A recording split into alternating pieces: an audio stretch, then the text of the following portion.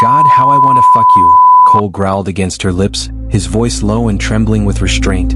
The kiss was anything but gentle. It was hungry, possessive, a clash of mouths that had waited too long, held back too much. His hands gripped her waist like he didn't trust himself not to break her, and Elara felt every inch of her body ignite under his touch. He had no idea what he did to her. No idea that she went to bed soaked with mead, dreaming of his voice in her ear and his cock inside her. Her fantasies drenched with thoughts of him claiming her in every filthy, forbidden way. Fuck Elara, you're so wet. So fucking tight. He breathed into her neck, one thick finger sliding inside her with devastating precision. Her back arched instinctively, hips grinding into his palm. She was about to cry out when he swallowed her moan with another kiss. Deep, rough, addictive. Don't stop, please, she whimpered, already drunk on the way he touched her. But he pulled back, eyes dark and unreadable. Cole, she whispered, breathless. What's wrong? He didn't answer. Not at first. He just smiled, slow, sinful. Then without a word, he lifted her into his arms like she weighed nothing and carried her to the wide oak table behind them. Gently, he laid her down, spreading her legs with reverence and fire. Her gown rode up with a soft rustle. Cole leaned down, fingers hooking her panties, dragging them down her thighs at an agonizing pace. He lifted the soaked fabric to his face and breathed her in like it was the only air he'd ever need. You have no idea, he murmured, his voice shaking now. No fucking idea how long I've waited for this. Then he dropped to his knees, and when his tongue touched her, slow and deep and relentless, Elara shattered. He devoured her like a man starved, like her taste was holy, like he'd go to war just to keep her moaning beneath him. Her orgasm hit fast and hard, a wave of bliss that tore through her as her hands tangled in his hair. Before she could catch her breath, Cole was kissing her again, tongue and lips still wet with her own release. She tasted herself on him, and it made her even hungrier. Elara Dane had always known how to get what she wanted. Born into the glittering chaos of the Dane dynasty, she was the only child of Victor Dane, a shrewd, magnetic billionaire with his claws deep in international oil, tech, and media, and Anastasia Dane, a once famous French runway model who had traded catwalks for couture charities and diamond-studded brunches. Their empire, Dane International, was practically a kingdom of its own, built on oil pipelines in West Africa, encrypted technology deals in Dubai, and a controlling stake in one of Europe's largest gossip media firms. If money could buy it, the Danes already owned it. And in their orbit, Elara had always shone the brightest. Now 27, Elara was the definition of heiress perfection, gorgeous, spoiled, and utterly untouchable. She stood at 5 feet 8 inches, all long legs and dangerous curves, her light caramel skin gleaming under the summer sun like silk. Her dark brown eyes were almond-shaped and intense, always lined with just enough shadow to make men lose their train of thought. Thick chestnut curls framed her face and spilled down her back, wild, luxurious, and as defiant as she was. She dressed like the luxury she came from, designer fabrics hugging her hourglass figure, every step a silent statement that whispered, "Don't touch unless I ask you to." But beneath her radiant beauty and sharp tongue was a woman caged in gold. And lately the bars were closing in. The Danes had made enemies, powerful ones, corporate rivals, political adversaries, former partners turned bitter, and a few whose names weren't even spoken out loud anymore. It came with the territory when your empire was built on influence and power. For years, Victor Dane had kept the wolves at bay, buying silence, settling threats, eliminating risks behind velvet curtains. But they were growing bolder. At first, it was small things, hacked accounts, security breaches, ugly rumors planted in tabloids. Then came the car bomb meant for Victor's CFO, a poisoned shipment at their oil refinery, a drone spotted hovering over their private estate in Cap Ferrat. Victor strengthened his own security and for a time, insisted Elara have a full-time bodyguard. She refused. She called it paranoid, overbearing, insulting.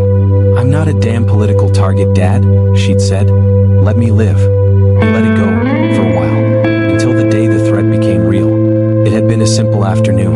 Just brunch with 2 childhood friends, a little retail therapy, and then laughter echoing into the breeze as they stepped into the parking garage of a luxury boutique mall. Then came the shot, loud, sharp, unexpected. A scream, chaos, blood. Elara barely remembered the way her friends screamed her name. The blur of security dragging her to the ground. The heat in her side. The weight of someone pressing on her wound, shouting for help. She remembered the echo of her own heartbeat louder than the sirens. The copper taste in her mouth. The fear. Someone had tried to kill her, and whoever it was hadn't missed by accident. In the sterile white walls of her private hospital suite, as she drifted in and out of painkillers and recovery, Elara overheard her parents arguing outside her door. Her father's voice was cold steel. Her mother's was broken glass. Victor Dane wasn't just angry, he was afraid. By the time she was strong enough to sit up, the decision had already been made. She was getting a bodyguard, whether she liked it or not. And not just any hired thug in a black suit. Victor wanted the best. He'd already begun pulling strings, scouring private military networks, interrogating security firms, and reaching out to his most secretive contacts. If there was someone out there capable of keeping Elara alive and untouchable, Victor Dane was going to find him. She hated it, every second of it. But deep down, under the layers of pride and rebellion, Elara knew one terrifying truth. Whoever had pulled the trigger that day, they weren't finished yet. News spread fast in their world. By the time Elara Dane had left the hospital, still pale and stitched but alive, half of the high-end private security world already knew that Victor Dane was offering a blank check to anyone who could keep his daughter alive. Resumes flooded in, mercenaries, ex-military, decorated agents, and private firm elites, all eager to guard the heiress whose face had graced the covers of international fashion magazines and financial gossip columns alike. But Victor didn't want eager. He wanted elite, and he had no patience for hopefuls who only looked good on paper. So he didn't just post an opening. He handpicked firms, demanded full portfolios, then awarded the exclusive contract to Vanguard Black, the same covert operations firm that had once secured a corrupt prince's life from a military coup without leaving a trace. And when Vanguard Black received the directive, they called the one man who never volunteered for jobs like this. The man who hadn't taken a private client in almost 2 years. Cole Maddox. Cole was sitting at a cracked table in a silent kitchen when the call came through. The clock above the sink blinked 3:14 a.m. Outside, the city breathed in neon and dirt, loud and restless. But inside his apartment, it was just him, and the quiet wheezing of a boy in the next room. Jace, his nephew, 9 years old, born with a congenital heart defect. Cole stared at the last of the hospital bills laid out like enemies on the table. He rubbed his eyes with the back of a scarred hand. The funds were running dry. Fast. He'd taken jobs, dangerous ones, but not like before. Not since his sister, Eva, had died in a fire that wasn't just an accident. And ever since, the state had been circling like vultures. You live in a one-bedroom, the social worker had said. You don't have stable hours. You need structure, therapy, a better environment.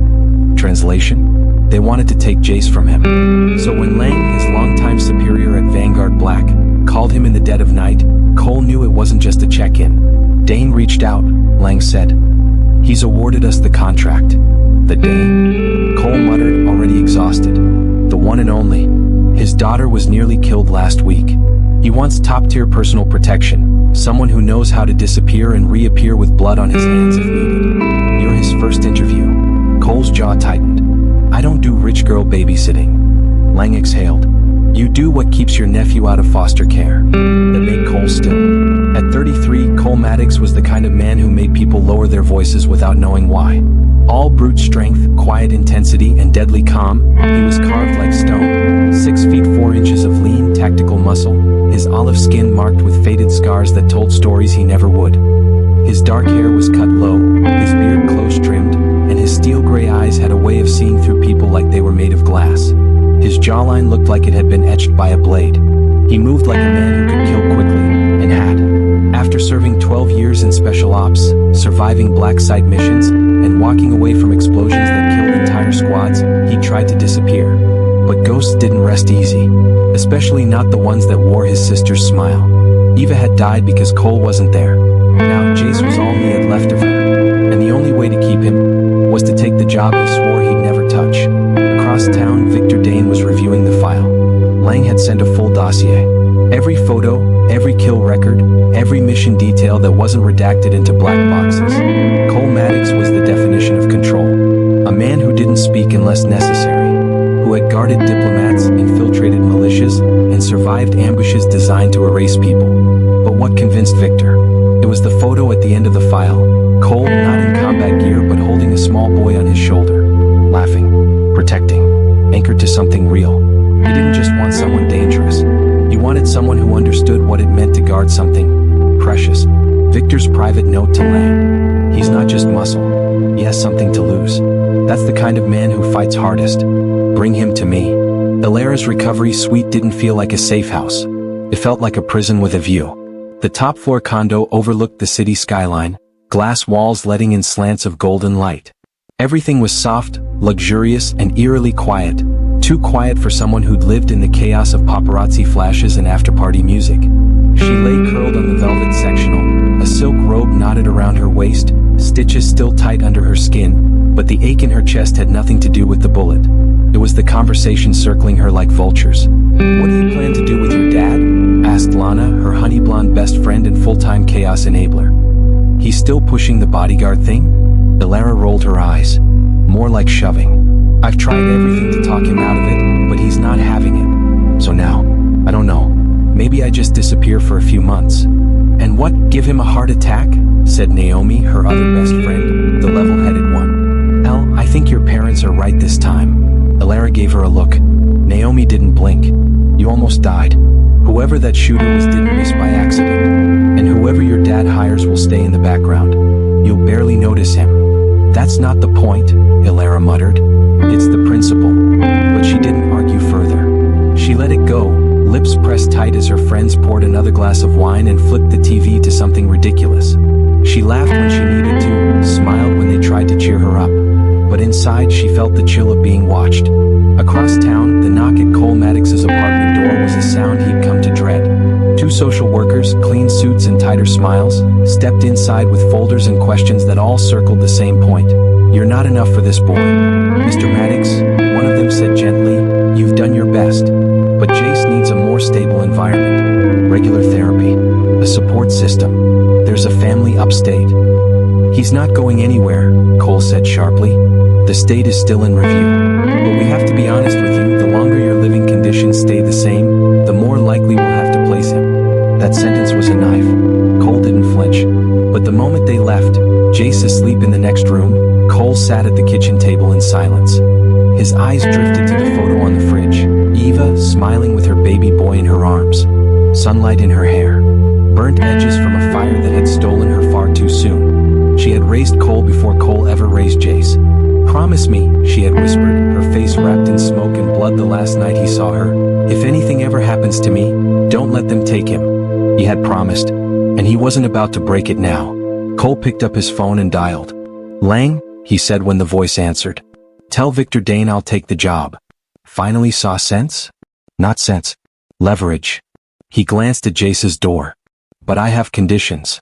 The elevator ride up the Dane Tower felt like a slow march to war. Cole Maddox walked in dressed in black, fitted tactical trousers, a charcoal button-up rolled at the sleeves, and boots polished just enough to pass. The man didn't wear cologne. He didn't need to. His presence filled the space without words. Security eyed him like a ghost from their worst-case files. He made no small talk. Victor Dane stood when Cole entered his glass office. "Mr. Maddox," Victor said, extending a hand. "Thank you for coming. You come highly recommended." "I didn't come to be flattered," Cole said evenly, shaking it. Victor smirked, amused. "Good. I don't trust men who need to be." The interview wasn't long. It didn't need to be. Cole's reputation had already walked in before him. But it was his calm, eye steady and unreadable, that impressed Victor most. No nerves, no ego, just brutal clarity. "I have one rule," Cole said as the contract was slid across the desk. "If I say she's in danger, you don't argue. I move her. I take action. I don't need boardroom permission." Victor studied him, then nodded. "Deal." Cole signed the contract. Later that afternoon, he was led into the private condo suite. Elara looked up from her seat, and the moment their eyes met, the air shifted. He was unexpected. Not a hulking ex-Marine. Not a boring wall of a man. He was sharp-edged and quietly lethal. Devastatingly built, with a body that filled the hallway and eyes like winter storm clouds. His arms flexed beneath his sleeves, his broad chest stretched the fabric like it had been tailored for him alone. "This is Cole Maddox," the assistant said. "I guessed," Elara muttered dryly. "You're not exactly subtle." He said nothing, just offered a slight nod. "You'll be working closely with Ms. Dane," the assistant continued. "She knows the protocols. Cole will begin security sweeps today." Elara crossed her arms. "Lovely. Can't wait to be babysat. If Cole heard the sarcasm, he didn't show it. Behind her, Lana's mouth parted. Naomi actually gasped. "Oh my God," Lana whispered. "He looks like he walked off a Calvin Klein shoot." "He looks like he could break a man with one hand," Naomi added, eyes wide. They both watched as Cole scanned the room with clinical precision, every step controlled, measured, deliberate. Elara, meanwhile, fought the urge to chew on her lip. She didn't like this. Not his silence. Not his unreadable calm. And definitely not the way her pulse jumped when he stood too close. She didn't want a bodyguard. And she especially didn't want this one. Victor Dane stood by the window, swirling a glass of scotch as the city skyline bled into dusk. His voice was even, but cold. "You will have a bodyguard, Elara?" Elara folded her arms, still dressed in her silk wrap, toes tapping against the marble floor. "I don't need protection. I need space." "What you need," Victor snapped, turning to face her, "is someone watching your back while you run off on your whims and pretend the world doesn't want a piece of you. I'm not a child. No, you're worse. You're a headline waiting to happen." She stiffened. That one stung. "So this is about PR now. This is about keeping you alive," he barked. "I hired Cole Maddox. He starts tomorrow." Elara's brow shot up. "You hired some ex-military mercenary to follow me around like a damn watchdog? He's the best I could find. You should be thanking me." Elara's laugh was bitter. "You didn't do this for me. You did it for yourself. So you can sleep better knowing someone's got eyes on your ticking time bomb of a daughter." Victor didn't reply. That silence was her answer. She turned on her heel, stormed up the staircase. Her heels echoed like warning shots across the marble. By the time she slammed her bedroom door shut, she was already planning. She dropped onto her bed, snatched her phone, and typed. "Sparkle's operation. Make him quit begins now. Sparkles. Day 1, 7:45 a.m., Central Park." Cole Maddox was carved from shadows. Black shirt, black boots, black scowl. When the housekeeper handed him the note, he read it once. Then again. "She what?" The housekeeper backed up. She went jogging. Said she needed space. No escort. No alert. No surveillance. Cole's voice dropped. "Which direction?" By the time he found her, halfway through Central Park, his fury was a quiet fire. "You think this is a joke?" "It's cardio," Elara replied breezily, ponytail swinging behind her. "Ever heard of it? You broke protocol." I stretched my legs. "You broke protocol again?" She didn't answer, but oh, she smiled. "Delicious. Cole, you're not allowed to leave without a security escort." Elara, "Got it." 10 minutes later, she sipped matcha in a sunlit bistro, the city humming around her. Paparazzi snapped discreet photos. Cole arrived like a thundercloud, black shirt soaked in tension. "Sunlight," she said, lifting her glass with a smirk. "You're playing games." "I love games." "I don't." "Pity." Cole was buried in floor plans when the comms exploded. Lost visual on the principal. By the time he found her, perched like a goddess atop the hood of his SUV, legs crossed, croissant in hand, he was this close to losing it. "They could have had weapons," he growled. "Or cream cheese," Elara replied with a shrug. "Life's full of surprises." She slid off the hood with exaggerated grace, brushing past him, leaving behind only the scent of croissant flakes and perfume. Cole's keys clicked in the door. "Uncle Cool?" Jace shot from the couch like a rocket, throwing tiny arms around his uncle's waist. "Hey, warrior," Cole grinned, scooping the boy up. His babysitter grabbed her bag, smiling. "He wouldn't stop staring at the door until you came. Thanks, Janice. Go rest." Once the door shut, the whole world shrank to just the two of them. Cole collapsed onto the couch. Jace climbed up beside him, game controller already in hand. "You said I could beat the boss today. I said you could try." They played for hours. Laughter echoed in their worn apartment. Fists bumped, playful taunts thrown. Cole let go of everything. Elara's madness, Victor's contracts, the pressure of pretending like he had it all together. Then Jace leaned against him and whispered, "Promise you won't leave me like Mom did." Cole froze. A breath caught in his chest. He held the boy tighter. "I'm not going anywhere, champ. Ever." Dane condo, later that night. Elara lounged on her velvet couch, glass of wine in hand, Naomi beside her. The security feed flickered on the TV. Cole, silent, focused, eyes tracking movement like a panther in a cage. "You're obsessed," Naomi teased. "I just like watching him suffer." Naomi rolled her eyes.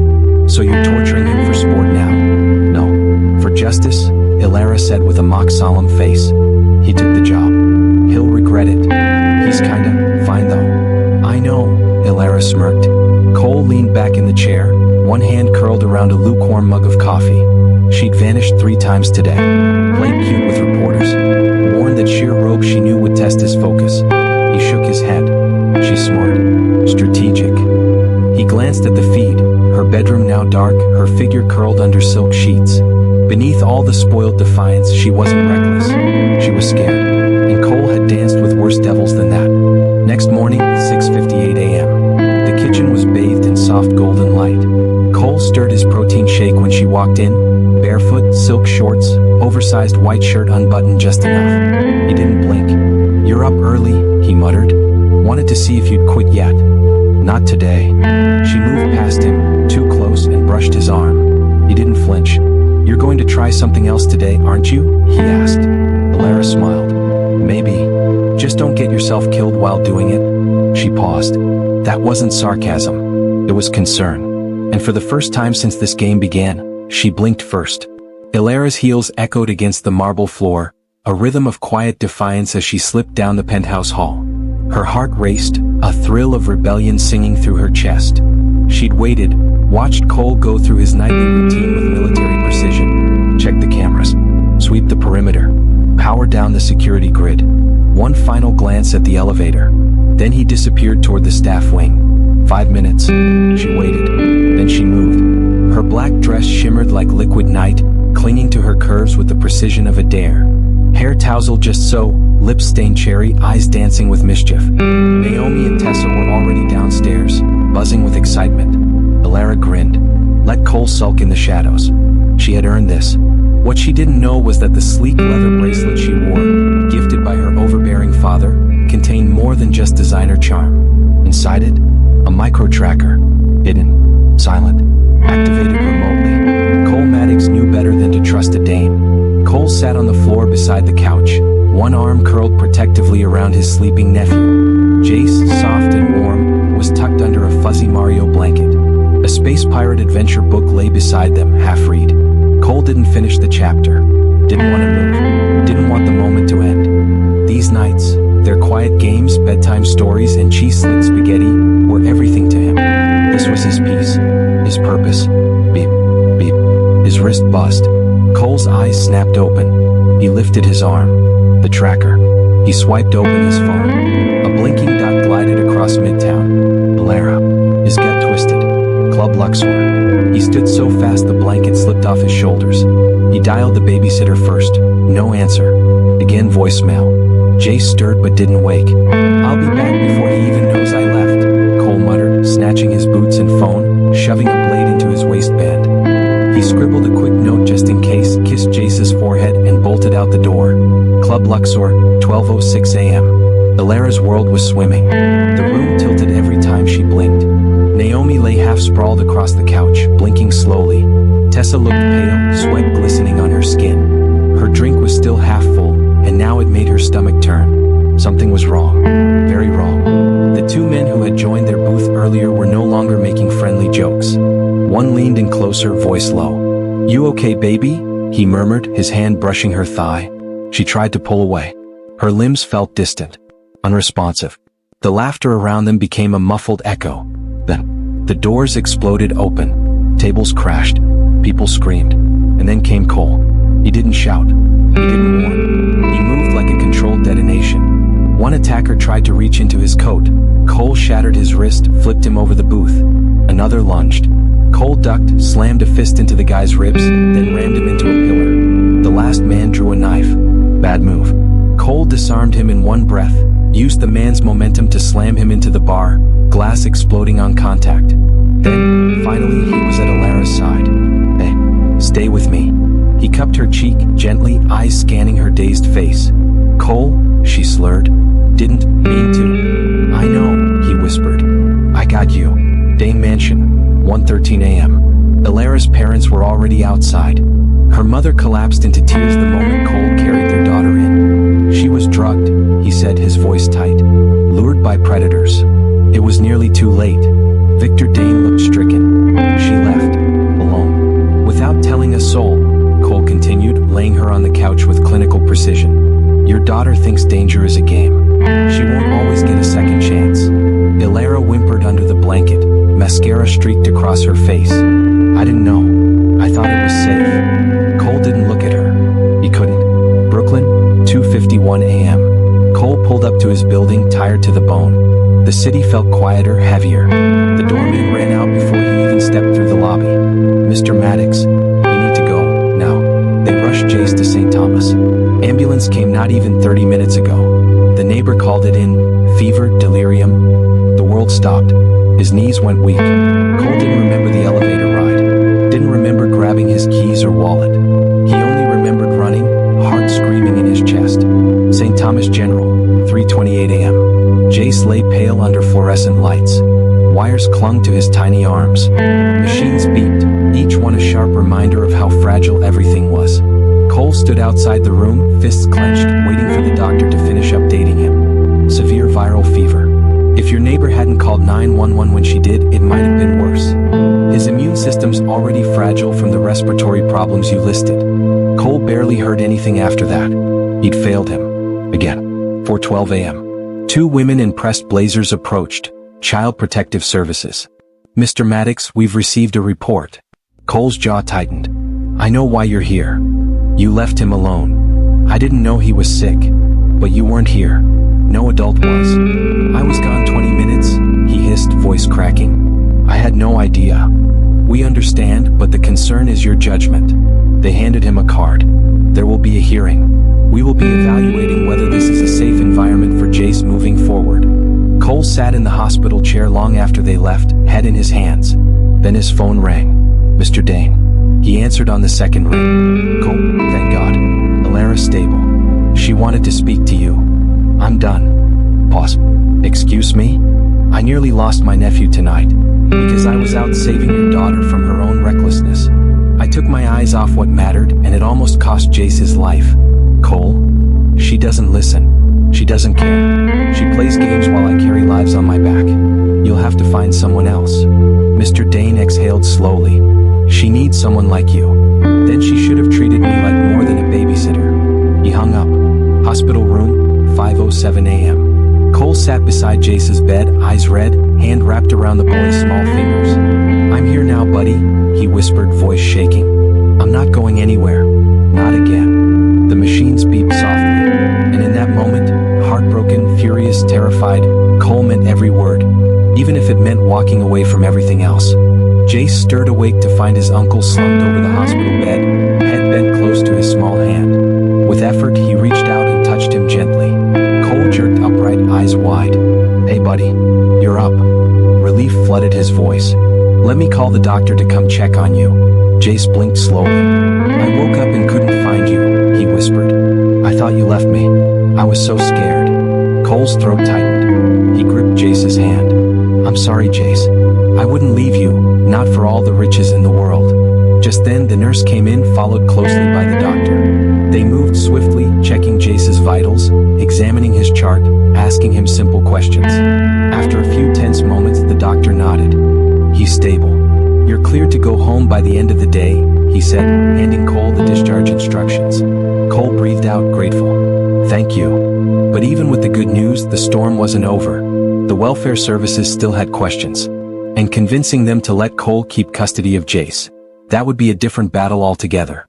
Meanwhile, across the city, Elara sat in her room, phone untouched, eyes heavy with guilt. She hadn't been allowed to leave the house since that night at Club Luxor. Her parents were furious. Worse, Cole had resigned. At first, she didn't believe it. She thought he was bluffing, maybe punishing her for the stunt. But after 2 weeks with no word from him, no sign of his return, and no replacement bodyguard in sight, she realized just how real it was. And that reality hurt more than she expected. That night at dinner, she pushed her food around for a while, then finally looked up. I need to say something, she said, her voice barely above a whisper. Her parents looked at her in surprise. I'm sorry. For what I did. For sneaking out. For almost getting myself killed. I was selfish and I wasn't thinking. She swallowed hard. I'm ready to follow your rules now. Her mother blinked, then reached for her hand. Her father nodded slowly. Thank you, Elara. We're working on getting another bodyguard soon. She hesitated. I don't want another one. Her father raised an eyebrow. We can't go without protection. I want Cole. Elara, her father sighed. He resigned, and I've tried everything to bring him back. I know my own daughter's actions caused all this, but he won't take the job. Have you tried going through his boss? I did, but Cole works for himself now. Even his old commander said there's nothing he can do. Elara nodded, but she wasn't done yet. The next day she slipped out again, but this time not for a party. She took a cab straight to Brooklyn, straight to Cole's apartment. Inside, Cole and Jace were sitting cross-legged in front of the TV, controllers in hand. Hey, you're cheating. Cole grinned. No way, Uncle Cole. You know I'm beating you fair and square, Jace said, grinning back. The doorbell rang. Cole paused, controller still in his hand, a sudden tightness curling in his chest. His thoughts jumped to child services. He stood up and walked toward the door, preparing himself for another lecture, another form, another threat. But when he opened the door, surprise flickered across his face. Elara, he said, the name will warn him. I told your dad I'm not working for him, he added, already moving to shut the door. She stepped back. I'm not here to ask you to come back. I came to apologize. That's all. I'm sorry for what I did. I didn't know it would cost so much. He didn't say anything. She turned to leave, lips pressed tightly together. Then, the second ring. Cole turned slowly, dread blooming in his chest. Child services. Two officials stepped into view just as Elara stood frozen near the stairs. His expression shifted instantly. This, right here, was what he feared most. Elara didn't move from the porch. She stood there, frozen, watching the two sharply dressed strangers speak to Cole in low, clipped tones. His body language changed. Gone was the cool, controlled man she'd known, the ex-soldier with zero tolerance for her games. Now he looked cornered, vulnerable. The boy, Jace, she remembered, stood behind him, eyes big, clutching a plush toy with both hands. The puzzle clicked. Child services. It all made sense now. The way Cole had rushed off that night. The quiet rage in his voice when he told her he was done. The bone-deep guilt that had been clinging to her since that club incident flared all over again. This wasn't just about a job. It was about a life. His, and that of the small boy who looked at him like the world would end if he walked away. Elara returned to her car and didn't say a word until she got home. That night she dug. Not the way tabloids did. Not like a spoiled heiress looking for drama. But deep, surgical digging. Cole Maddox, former special ops, honorable discharge. Jace, his late sister's son. The boy had no other family. Cole had taken him in, applied for permanent guardianship. But there had been flags: financial stability, high-risk profession, no stable work history outside private security. The custody hearing was still pending. Elara leaned back in her chair. She'd ruined his chance. The next morning, she paced her room. Then she dressed sharply, black blouse, fitted cream pants, minimal makeup. Controlled, elegant, and ready. She showed up at his place again, but this time with a plan. Cole answered the door, already frowning. Didn't I make myself clear? You did, she said calmly. I'm not here to argue. He looked like he didn't believe her. I know about the custody case, she said. About Jace. His jaw tightened. I did my research. I don't need your pity. I didn't say I was offering any. He started to close the door again, but she placed her hand on the edge. I can help you, she said, voice soft now. Make it go away. I have connections, lawyers, strings I can pull. His eyes narrowed. Let me guess, what do you want in return? She smiled slowly. I want you back as my bodyguard. You're unbelievable, he hissed. You're using this kid, my kid, as leverage? No, she said, dropping the smirk. I'm offering a deal. You want to keep Jace? I want to stay alive. Call it mutually beneficial. He stared at her, fury simmering beneath the surface. But behind that, fear. The kind of fear only a parent could carry. She'd hit a nerve. He shut the door in her face. 3 days passed. She didn't push. Then it happened. A call from the school. Jace had been in a fight. He had scratches and worse, a black eye. The other kid was older. Cole showed up livid, demanding answers. The teachers explained, Jace had been defending himself from a bully who insulted his uncle. It was the first time Cole looked genuinely tired, beaten. That night he called her. I'll take the job. Elara smiled at her reflection. Good choice. The next few days moved fast. Elara made calls. Hold strings. By the end of the week, Child Services dropped their investigation. Cole's lawyer received a call from a high-powered legal consultant. Anonymous sponsorship had been offered for his guardianship case. Ann Cole Maddox, broad-shouldered, guarded, infuriatingly stoic, was back on her security team. But something had shifted. Elara saw him differently now. Not just the hard exterior, but the way he carried Jason after school, one arm strung around the sleepy boy. The way he moved through the house like it owed him nothing, grounded and alert. The low rumble of his voice when he gave out commands. The roughness in his laugh, when he actually laughed. One evening, she stood by the glass balcony doors, wine in hand, watching the city hum below. Cole walked in behind her, dressed in all black, sidearm clipped to his hip. "You have a new event this week?" he asked. "No," she replied. "Just thinking." "You rarely think quietly." She turned to face him, and for a moment the air shifted. Her eyes trailed from his holster up to his throat. His shirt stretched taut across his chest, the faint scent of cedar and leather teasing her senses. He noticed her stare. "You okay?" "Yes," she said too quickly. Then, "No." He tilted his head slightly. "I'm trying to figure out why I'm staring at you like this." Cole said nothing. "And why it feels like if you stepped just 2 inches closer, I'd let you ruin me." His breath caught. "Elara." "No. Don't say anything," she whispered, stepping closer. "You hate me, I know. But I think about you. Every night. About your hands. About your voice in the dark. And I wonder if maybe I was meant to want the one man I can't have." His gaze darkened. Something dangerous flickered there. "Elara," he said again, this time lower. "Don't start something you don't intend to finish." She reached up, fingers lightly brushing the hem of his collar. "I'm already in it," she whispered. "So now what?" He didn't move, didn't touch her. But his eyes stayed locked to hers like a promise, and a warning. And in that silence, everything changed. Cole had always been a man of control. Discipline wasn't just a habit, it was the air he breathed. It's what made him reliable in chaos, cold under pressure. But lately, he couldn't explain the shift in Elara's behavior without admitting one thing to himself. She was making it damn hard to stay in control. When he first started working for her, Elara had been fire and defiance, doing everything she could to make his job hell. Ignoring his protocols, straying from his side, laughing in the face of danger just to spite him. Now, she was something else entirely. She obeyed, not submissively but deliberately. She stayed close, walked in step, met his eyes when he spoke to her, nodding like she wanted to please him. And then there were the looks, the stolen glances when she thought he wasn't paying attention. The heat in her gaze that slid over him like silk, resting too long on his arms, his chest, his mouth.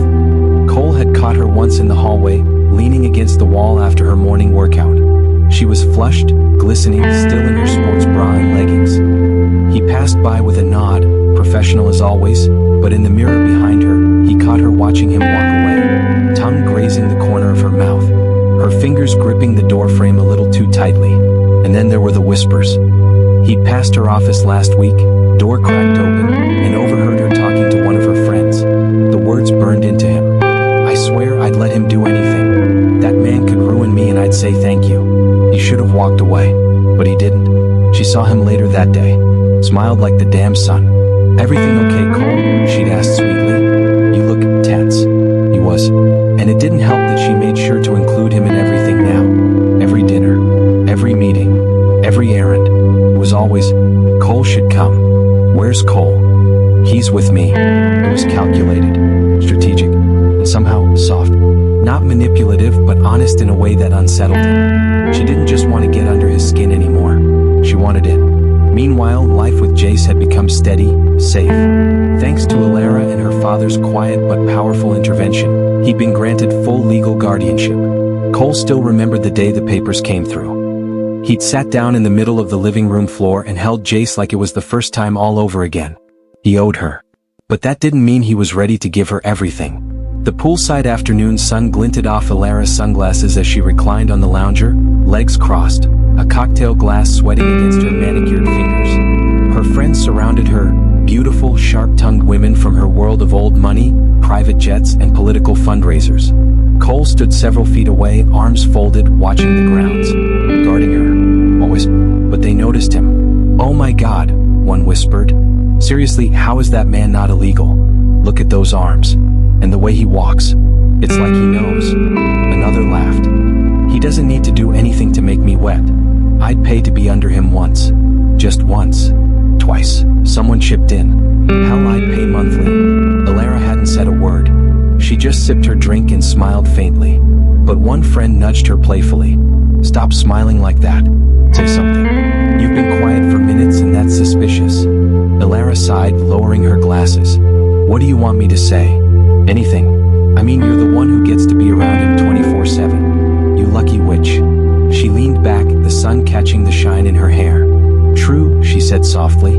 Cole is a very attractive man. Who is not was. Go on. But the guy has ignored every single signal I've passed his way. Every look, every flirt. I've practically served myself up on a silver platter, and he barely flinches. It's exhausting.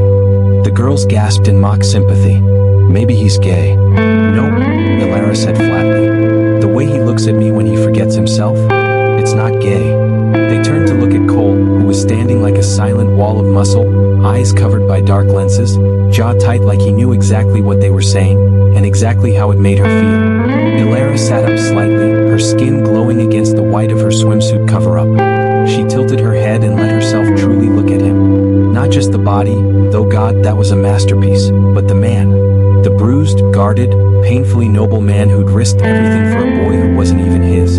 He didn't flirt.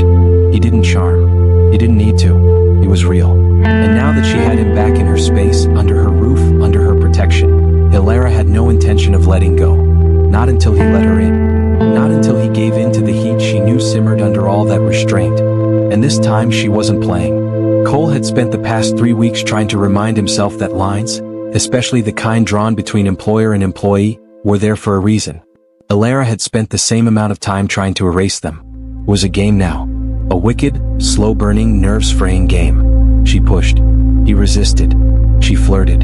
He scolded. She leaned close, too close, and he stepped back, jaw tight, fists clenched, arousal written in the shadows of his body but never his words. Tonight, though, something shifted. The moment he heard her scream, all that discipline went to hell. He was mid-check through the east hallway, making his last security rounds before calling it a night. The house was still, the lights warm and low. Then, a sharp, breathless scream from the west wing. Elara's room. Cole's instincts kicked in before logic had the chance to catch up. He sprinted down the hall, heart hammering, already scanning threats, expecting blood, a broken window, something. He shoved open her bedroom door and froze. There was no danger. Just Elara. Naked.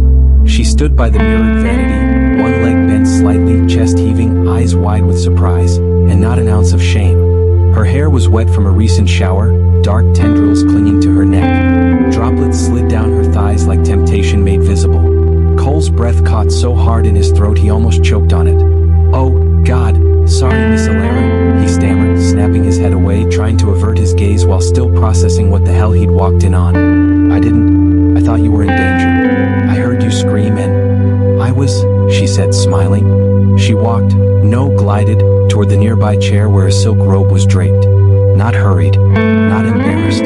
She was enjoying this, tormenting him. Cole was still planted at the door like he'd stepped into an electric field, every nerve screaming. Elara slipped on the robe, tying it loosely but enough to spare his sanity. "What made you scream?" he managed, throat dry. "A cockroach," she said, a little sheepishly. "A cockroach," he repeated flatly, eyes flicking to the floor before rising again. She took a slow step toward him. "I didn't mean to scare you." "You didn't scare me, you." His words faltered as she reached him, her palm rising to touch his cheek with soft, deliberate fingers. He inhaled sharply. "Elara. Do you always come running when I scream?" she whispered. Cole swallowed. "Art, I thought you were in trouble." "I was," she said again, eyes flicking to his lips. "Just not the kind you thought." Her voice was honey-laced sin, and the scent of her, vanilla and warm skin, wrapped around him like a noose. This woman would be the death of him. He told himself to leave. To turn around, apologize again, go back to his room and pretend none of this ever happened. But she was standing too close. She was looking at him like she saw the war inside him, and was willing to be the fire that consumed him. "You know you want me, Cole," she said, barely above a whisper. "Stop fighting it." And then, before he could react, she kissed him. Soft lips. Hot breath. A promise wrapped in defiance. Cole stood frozen, arms limp at his sides. He didn't kiss back. Not at first. But when she pressed her body to his, wrapping her arms around his neck, her breasts flush against his chest, something in him snapped. He grabbed her, fiercely. Hands on her waist, then sliding up her back, then tangling in the damp silk of her hair. He kissed her like he was punishing her for being everything he wanted. Like he hated himself for needing her. She moaned into his mouth, her fingers clawing into his shoulders. Their bodies moved with hunger. Breast shifted, tested. Every line between right and wrong blurred by the feel of her thigh grazing his, the taste of her tongue exploring his mouth. She reached for the knot in her robe. He didn't stop her. Didn't want to stop her. His lips left hers to find her neck, his breath hot against her skin, and she gasped when his teeth grazed just below her jaw. Then, Riai. The sound of her phone shattered the moment. Cole jerked back like he'd been burned, his chest rising and falling violently, jaw clenched so hard it ached. Elara stood there, lips swollen, eyes dazed, skin flushed with lust. The phone kept ringing. Neither moved. He stared at her, at what they almost did, and then took a slow step back. I shouldn't have let that happen, he said hoarsely. This can't happen. Her face fell just a little, but she didn't stop him. He turned, opened the door, and without another word or a backward glance, left her standing there, alone, wanting, and utterly undone. If Cole thought ignoring Elara's flirty glances and teasing smiles would be enough to keep his defenses intact, he had clearly underestimated her resolve. She had tasted something in that kiss, something raw, forbidden, and magnetic, and she wasn't ready to let it go. And now she had a new tactic. Jason. Cole returned from a quick grocery run to find the house buzzing with laughter. Confused, he dropped the bag on the counter and peeked into the living room. There, nestled between pillows and a mountain of popcorn, was Elara. Her long legs tucked beneath her, hair loose and wild, face aglow with mischief, as she and Jace played a video game together. You missed movie night, she chirped without even looking up. Jace beamed. Auntie Elara's the coolest, Uncle Cole. She let me have ice cream before dinner. Cole raised an eyebrow. Did she now? Elara finally turned her eyes on him, smirking bold. It's a new tradition actually. I might come by every weekend. Cole narrowed his eyes, reading every unspoken word beneath her smile. She was charming his nephew now. This was war. She started showing up more, bearing comic books, mystery novels, even baking cupcakes with Jace. It was sweet. Too sweet. Because in between all of it she would ask things like, why did you really take him in? Don't you ever wish you had your own family? What kind of woman would make you feel safe enough to let go? Cole would shut her down every time with a cold stare or an abrupt change of subject. But it was already too late. She'd gotten under his skin and she knew it.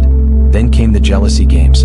Cole arrived to pick her up for an event, only to find her walking out the door with someone else, dressed in a slinky black dress that seemed painted onto her body. Her laugh rang out like a song meant just for him. She stopped at the door and leaned in, whispering into the date's ear.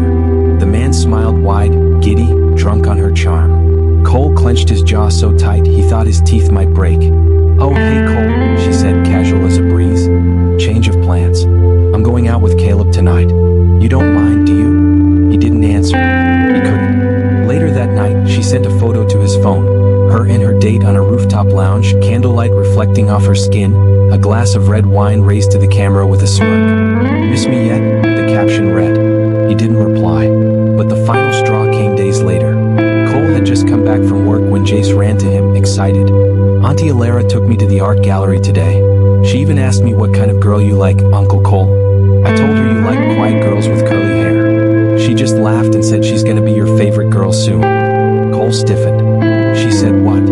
She said you're a hard nut to crack, but she likes a challenge. He didn't respond, just stood frozen for a long, dangerous moment. That night, she came by with a bottle of wine. She was barefoot, wearing a loose cashmere sweater that slid off one shoulder, exposing warm, delicate skin. Her smile was soft, not teasing this time, almost tender. I thought we could talk, she said, holding out a glass. Cole didn't take it. You need to stop this, Elara. Her lashes fluttered innocently. Stop what? Whatever game you're playing. I don't want to be part of it. She stepped closer. But I'm not playing. I'm just chasing what I want. You know how that feels, don't you? Or have you locked yourself so deep in duty you've forgotten? His voice dropped low. You're out of line. Maybe.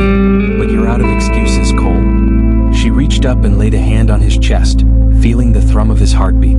Tell me you didn't want that kiss. Tell me you haven't imagined what it would be like to touch me again." His hands clenched into fists at his sides. "Elara, you wanted to walk away. You should walk away." But he didn't. He just stood there, rigid, storm-eyed, mouth slightly parted, while her fingers traced lazy circles against his chest.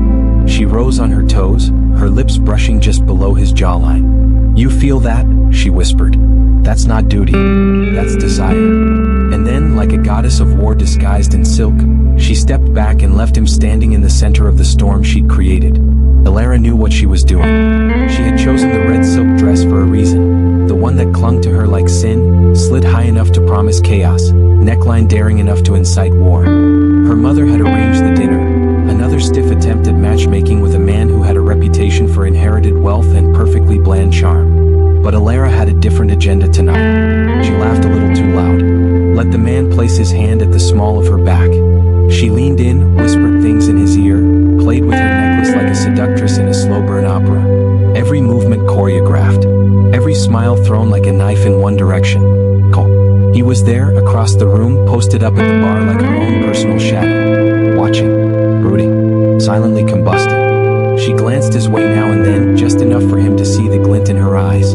Daring him, begging him, do something. And then he did.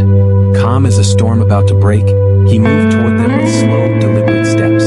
Elara's date barely noticed the shift until Cole was standing beside them, his presence dark and consuming. "Sorry, sir," Cole said smoothly, placing 2 fingers on the man's wrist and lifting his hand off Elara's waist with terrifying gentleness.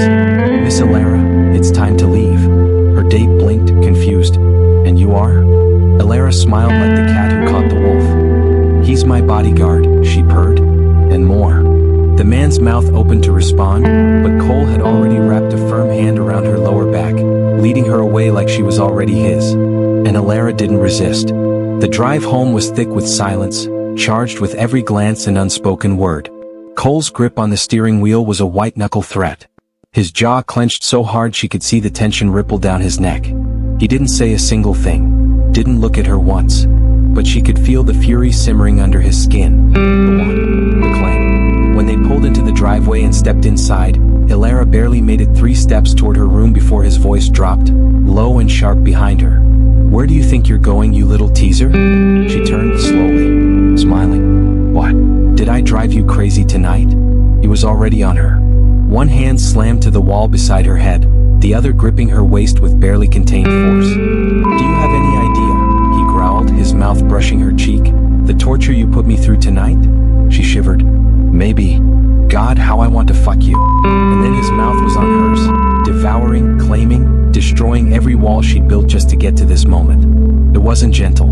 It was violent with need. Their lips clashed with bruising hunger, and Elara moaned into his mouth, hands clawing at his shirt, needing more, needing everything. His hands gripped her hips like they were his last anchor to control, but it was already gone. He backed her against the hallway wall, fingers sliding under her dress with no hesitation. She gasped when his touch met soaked lace. "Fuck, Elara, you're so wet.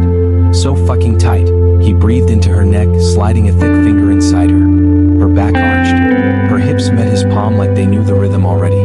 She whimpered, "Don't stop, please." But then he did. Pull back. Eyes dark, breathing ragged, a wicked smile tugging at his lips. "Cole?" she asked, breathless, undone. He didn't answer. He lifted her into his arms, walked straight to the oak table behind them like he'd fantasized about it 100 times, laid her down like she was fragile, precious, then spread her legs like she was his. Her dress bunched at her hips. Her panties came off slow. His eyes never left hers. Then he lifted the soaked fabric to his face and breathed her in. His voice cracked. "No fucking idea how long I've waited for this." And then he dropped to his knees like a worshiper at an altar, his mouth on her, hot, slow, relentless. She shattered the second his tongue met her center, arching, trembling, hands flying to his hair. He held her thighs apart like he was savoring a feast. He groaned against her like her taste was everything he'd ever craved. Her orgasm hit fast, her cries swallowed by his mouth. But he wasn't done. He kissed up her stomach, her chest, her throat, his tongue still slick with her arousal. She tasted herself on his lips and moaned. "More?" she gasped. Cole's voice was ruined now. "I'm not letting you go tonight." "Good," she whispered. I don't want to go. Cole didn't just want her. He needed her. Like oxygen. Like violence. Like redemption. She lay beneath him, hair fanned across the oak table, eyes half-lidded and wet with lust. Her lips were parted, still swollen from his kiss, her thighs still trembling from the orgasm he'd torn from her minutes ago. But it wasn't enough. Not even close. Cole stood, undoing his belt with a flick of his wrist, the sound sharp and final. Elara watched, breath hitching as he dropped his pants and stepped between her legs like a man possessed. She lifted her hips in silent invitation, eyes wild with need. Say it, he growled, hovering over her, thick and ready. Tell me you want this. Tell me you want me to fuck you like you've been teasing me to. Her voice came out soft but laced with heat. I want you, Cole. I want you to ruin me. That was it. That was all it took. He gripped her thighs, dragged her to the edge of the table with one sharp pull, and thrust into her in one deep, hungry stroke. Elara cried out. The stretch. The fullness. It was too much, and not enough. Fuck. Cole cursed against her throat, every muscle in his body coiled, trembling with the effort it took not to lose it immediately. You feel like heaven and hell all at once. He began to move, slow, punishing thrusts that made her gasp, made the table creak beneath them. Each stroke hit deeper, harder, his control unraveling by the second. You think you can flirt with other men? He rasped, slamming into her with the next thrust. She moaned. Why yes, because I wanted this. I wanted you to lose control. Congratulations, he snarled. You broke me. He fucked her like he meant it. Like he wanted her to feel him for days. No mercy. No hesitation. His hands roamed her body, one gripping her throat just enough to make her pulse flutter, the other cradling her ass, lifting her to meet his every thrust. Her nails dug into his shoulders, leaving red trails down his back. I dreamed of this, she panted, rocking against him. So many nights, Cole, fucking myself just thinking of you. He growled, a deep, primal sound, then grabbed her wrists, pinning them above her head as he thrust harder, deeper. You're mine, he bit out, his voice a low snarl. Say it. I'm yours, she gasped. I've always been yours. That was the moment it shifted. His mouth crashed into hers, not rough this time, but desperate. Starved. He kissed her like he needed to drink her down, like he could devour her soul through her lips. Still buried inside her, he lifted her in his arms and carried her from the table to the wall. Pressed her against it, legs wrapped around his waist, and started thrusting again. This time faster, the slap of skin echoing in the quiet house. She couldn't breathe, couldn't think. She could only feel. Every time he drove into her, it shattered her more. I'm gonna come, she whimpered, body locking up around him. He kissed her ear. Then come on me. Come while I'm deep inside you. She screamed as the orgasm ripped through her, violent, uncontrollable. Her walls clenching so hard around him that Cole groaned, lost his rhythm, and came with a roar, spilling into her as he pulsed deep, hands gripping her thighs so hard they'd bruise. He didn't stop moving. Not at first. Just rocked into her slowly, like he couldn't stand to let her go yet. His forehead dropped to her shoulder, breath ragged, body shaking. Minutes passed. Neither spoke. Finally, Cole kissed her neck. A slow, reverent press of lips. Elara. She pulled his face up and kissed him, soft this time, lingering. I knew you'd come for me, she whispered. I just had to make you burn first. He smiled then. Dangerous, wicked, and still hard inside her. Good, he whispered. Because I'm not done burning you. Sunlight spilled across the bed, golden and soft, wrapping their tangled bodies in warmth. Sheets were kicked halfway down the mattress, clothes strewn carelessly across the floor, and the faint scent of sex still lingered in the air like a secret. Elara stirred first, her body deliciously sore in all the right ways. She turned her head slowly to find Cole beside her, one arm flung over his face, the other still draped possessively around her waist. His bare chest rose and fell steadily, the calm after a night of intensity. She watched him for a long moment, memorizing the soft line of his mouth, the stubble on his jaw, the tiny scar near his collarbone. God, she'd really done it. She'd ruined him, and maybe herself in the process. Carefully, she traced her fingers across his chest. Cole's eyes blinked open slowly, locking on hers with a quiet intensity. Regretting it yet? She asked softly, searching his face for even the smallest flicker of doubt. He was silent for a moment. Then he reached out, brushed her hair behind her ear, and murmured, "Only that I didn't do it sooner." She let out a breath she didn't realize she'd been holding. But, he added, his voice a little rough. What happens now? Elara propped herself on her elbow, heart thudding in her chest. I don't want this to be a one-night thing, Cole. I want more. But we can take it slow. I'm not rushing you. He studied her, quiet and thoughtful. Then, with a small nod, he whispered, You already have me, Elara. You always did. I just need to figure out how to protect you, without losing myself in you. Then we take our time, she said, placing a soft kiss on his lips. No pressure. Just us. And from that moment forward, it was bliss. Days blurred into something new, something tender. Cole still guarded her like always, but now, his hand lingered on her lower back just a second longer. His eyes would drift to her lips when she laughed, and sometimes, when no one was looking, he'd press a quick kiss to her temple like he couldn't help himself. They became inseparable behind closed doors. Whispers, hidden glances, private touches that set their bodies alight. And every night, when his shift was done, he found his way back to her. Some nights they barely made it to the bedroom. He'd lift her onto the kitchen counter or press her against the door the second it closed behind him, their bodies moving together in frantic, heated desperation. Other nights were slower, softer. Cole would draw her a bath, wash her hair, kiss every inch of her skin before taking her to bed and making love to her like time didn't exist. Long, deep strokes, his hands in her hair, her name falling from his lips like a prayer. They found a rhythm, a new kind of life, one with laughter and moaning and whispered confessions between kisses. When Cole wanted to sleep over, he'd call Jace's babysitter to stay late, making sure everything was taken care of before he curled up beside Elara, her head on his chest, their legs tangled, hearts sinking to a beat they didn't dare say out loud yet. It wasn't perfect, it wasn't public, but it was theirs, and for now that was enough. What started as a private affair had become public wildfire. Every time Cole touched Elara, his hand at the small of her back, his lips brushing her ear, his body molded against hers in places they thought were hidden, a camera caught it. Tabloids ran wild. Headlines screamed scandal. Gossip blogs dissected every smirk, every whisper, every stolen glance. Elara Dane can't keep her hands off her bodyguard. The heiress and the hired help, a forbidden love. Elara sat by the window, phone in hand, the latest article blazing across her screen. Her face was stone. Cole stood in the doorway of her study, shirt unbuttoned at the throat, hair tousled from her fingers. He watched the storm brew behind her eyes.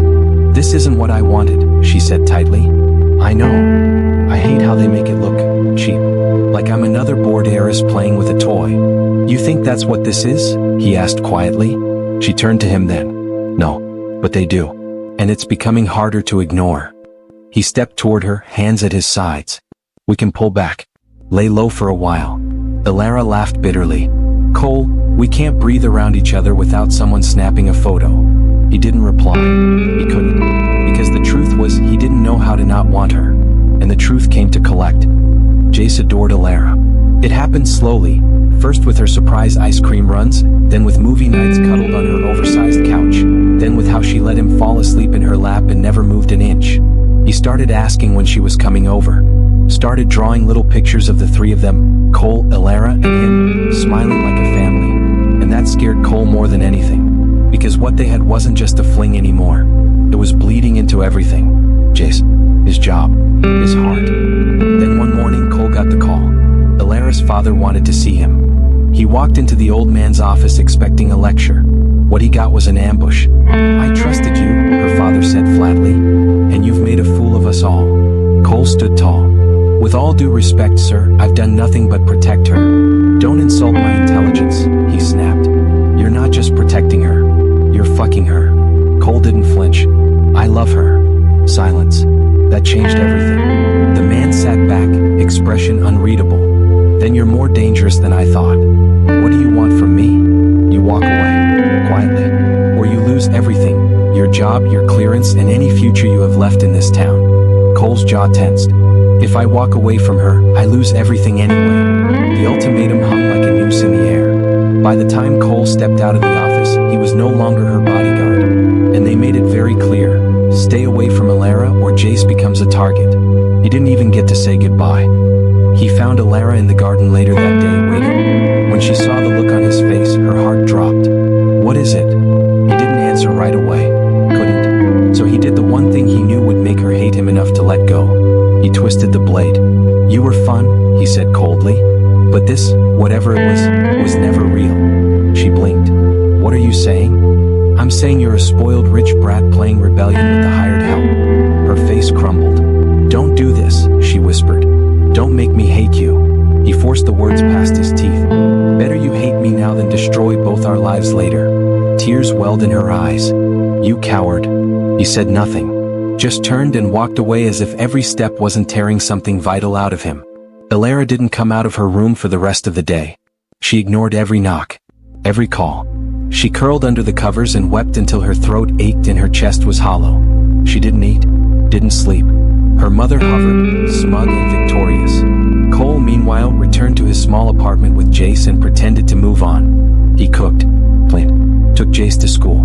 But every time the boy asked where Elara was, something broke inside him all over again. He missed her, desperately. Her laugh, her clingy affection, her damn obsession with morning coffee.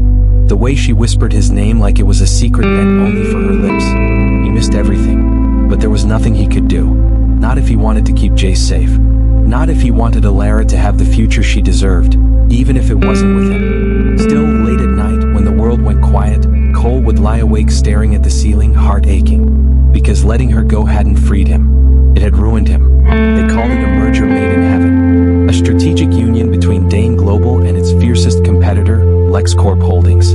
But for Elara, it was hell in designer silk. Her father had given her no choice. You will marry Damien Lex. And you will smile, he growled, his voice colder than glass. Unless, of course, you want Cole and his nephew to end up in an accident. A very tragic, permanent accident. Elara stared at him, stunned, her stomach churning with disbelief. You'd use their lives to force my hand? I'm using your weakness, he said simply. Love makes people stupid. And you've always been too soft. So she agreed.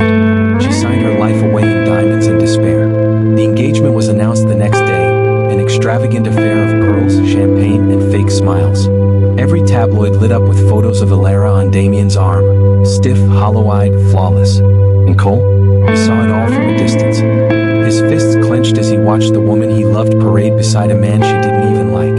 But what choice did he have? As long as she was happy. That's all that mattered. But was he happy? He had no idea that Elara's hands were forced. The night before the wedding, Elara sat alone in her suite. A custom gown hung nearby, pure white and utterly meaningless. Then the windows shattered. Masked men burst in, swift and brutal. She barely had time to scream before a cloth was shoved over her face. Everything went dark. When she awoke, she was somewhere underground, damp walls, no windows, the stench of mildew thick in the air. Her hands were tied. Her mouth was dry. And then he appeared. Damien's father. Smiling. Surprised? He asked, crouching in front of her. She stared, heart pounding. You?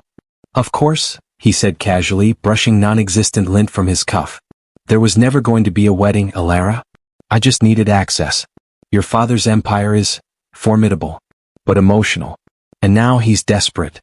You bastard. He leaned in. Oh, sweetheart. You have no idea. He came every few days, always pretending publicly to aid the search, but privately showing up just to taunt her. Your daddy cried again today, he smirked one night. Begged the board not to sell him out. You should have seen it, tears, snot, the whole performance. It was beautiful. She didn't respond. She didn't cry.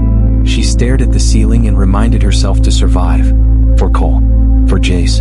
She just had to hold on. Meanwhile, Cole was coming back from Jace's school, where he'd gone to pick him up, when he saw the news on television. Heiress Elara Dane missing, authorities say foul play suspected. The headline hit like a bomb. He rushed to the Dane estate, demanding answers, breaking past security until he was finally let in. Her father looked like a shell, eyes red, voice hollow. They're asking for everything, he murmured. My shares, my legacy. I just want my daughter back.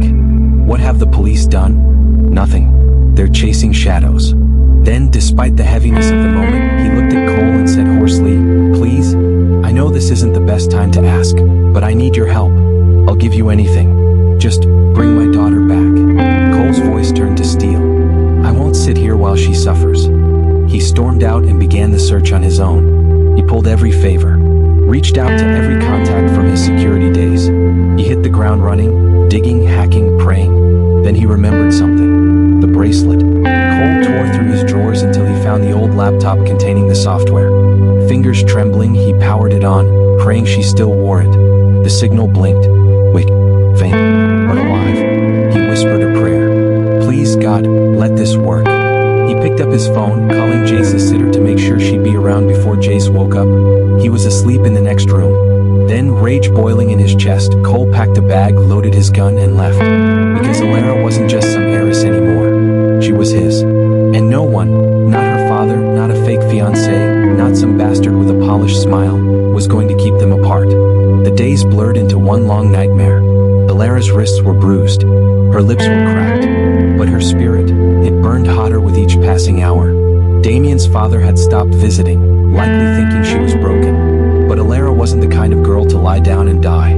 She had learned too much about power, about betrayal, and about how far people would go when they thought they owned you. So she waited. She listened. She watched. And when the guards grew careless, leaving her food tray a little too close, talking too loudly near her door, Elara made her move.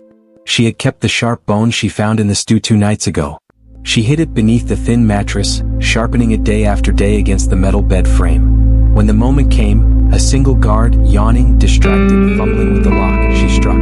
A scream tore through the room, followed by the crash of his body hitting the floor. Blood pounded in her ears. She grabbed his phone and keys, hands shaking, and sprinted through the maze of corridors, barefoot and fierce.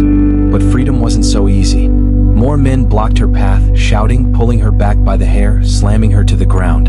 Elara fought like a wild thing. One of them raised a gun. She closed her eyes. But it wasn't his shot. He fell. So did the others. And there, framed by the broken door, covered in dust and blood and fury, was Cole. Elara, he shouted, voice cracking. She could hardly believe it.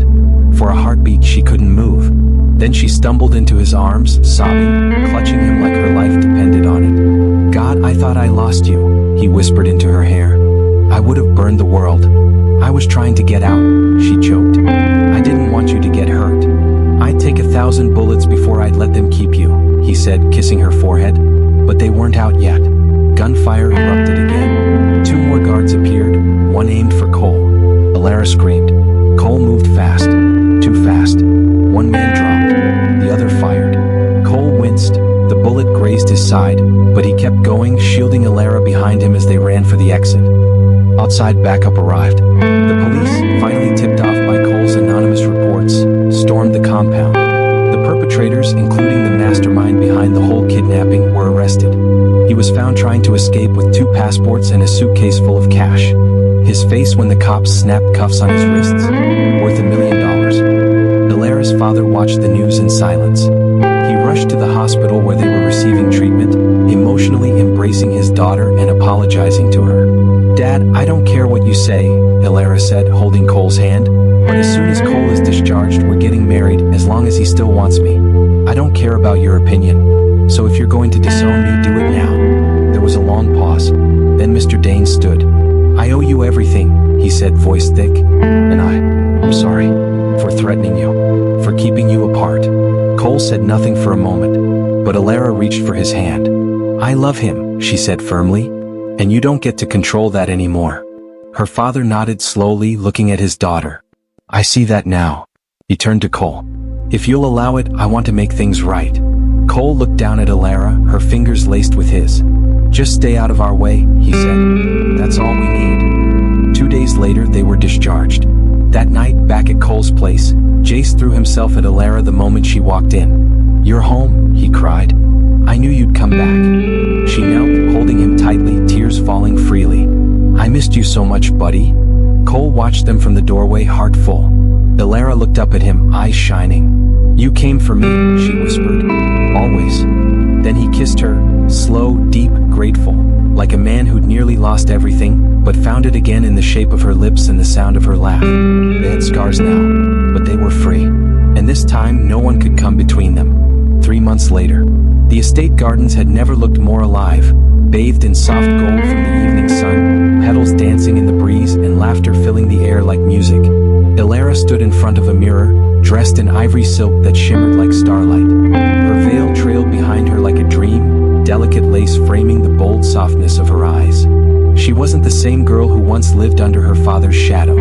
She was stronger now, freer, fiercer. Ready? A little voice asked from behind her. She turned to find Jace standing there, all dressed up in a mini tux, holding a small box with trembling fingers. "I'm the ring boss," he whispered proudly. She laughed, pulling him into a hug. "You're the most important part of this wedding." He gave her a serious nod. "I practiced. No dropping this time." Just then the doors opened, and there he was, Cole, dressed in a sharp black suit, a simple white rose pinned to his chest. No armor, no weapons, just a man fully undone by the sight of the woman he thought he'd lost.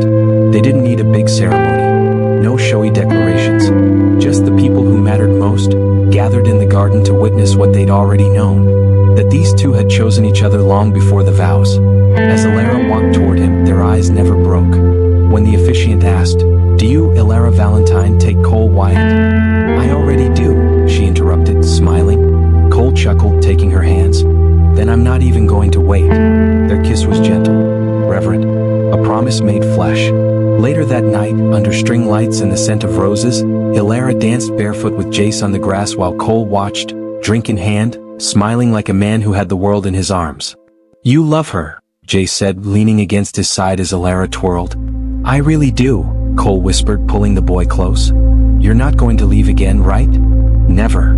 The stars came out. The guests left one by one. And in the quiet hours of the night, Cole and Elara sat hand in hand beneath a tree, her head on his shoulder, Jace asleep between them. No paparazzi. No threats. No secrets. Just peace. And the people who made the pain worth surviving. "I used to think love like this wasn't real," Elara said softly. He kissed her hair. "Then we must have created it." The sun dipped low into the Aegean Sea, painting the sky in hues of lavender and peach. Their private villa overlooked the water, white sheets billowing in the breeze from the open balcony doors. Cole had Elara pinned beneath him on the bed, both of them bare, flushed, and tangled in sweat-slicked limbs. "You're insatiable," she whispered between gasps, fingers tangled in his hair. "You married a man who waited far too long to have you this freely." He growled into her neck before sliding deeper into her, slow and deliberate. "You think I'd waste a single night?"